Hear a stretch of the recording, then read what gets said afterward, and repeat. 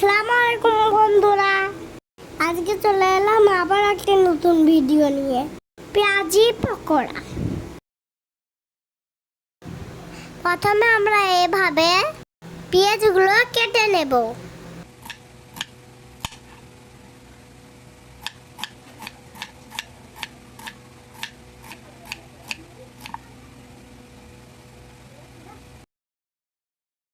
পেঁয়াজ কাটা হয়ে গেছে, একটা পাত্রে নিয়ে নেব। স্বাদ মতো লবণ দিয়ে মাখিয়ে এনে রেখে দেব 10 থেকে 15 মিনিটের মতন, পেঁয়াজ থেকে পানি না বেরোনো পর্যন্ত, নাহলে পেঁয়াজ পকোড়ায় টেস্টি আসবে না। ঢাকনা দিয়ে রেখে দেব 10-15 মিনিটের মতো। এবার ঢাকনা উঠিয়ে নেব। পেঁয়াজের পানি বেড়ে গেছে।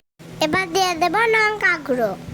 লঙ্কা গুঁড়োটা একটু বেশি করে দেবো যাতে লাল লাল হয়, একটু বেশি ঝালও লাগবে। এবার একসাথে মাখিয়ে নেব। মাখানো হয়ে গেছে, দিয়ে দেব ম্যাগির মশলা।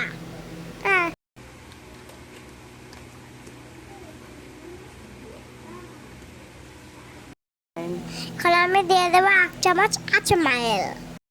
এখন আমি আর কোনো মশলা দেব না, দিয়ে দেবো 1 কাপ বেসন। বেসনটা ভালোভাবে মাখিয়ে নেব। এখানে আমি ম্যাগি মশলা আর আজওয়াইন দিয়েছি, আর কিছু মশলা লাগবে না, এটাই টেস্ট আসবে। ভেজে নিই। দেখো কত সুন্দর মাখানো হয়ে গেছে, চলো এবার ভেজে নিই। আমি আগের থেকে তেল গরম করে রেখেছিলাম, এক এক করে দিয়ে দেব তেলে।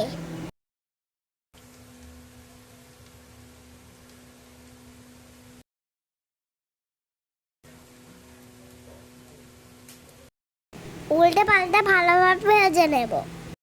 Rain rain go away, come again another day, little chigu wants to be, rain rain go away. বন্ধুরা, এটা ইফতারে মজাদার রেসিপি রাখার জন্য খুব মজাদার রেসিপি। আমরাও বানাচ্ছি, আপনারাও বানাও। বাই, আসসালামু আলাইকুম। দেখা হচ্ছে পরের ভিডিওতে।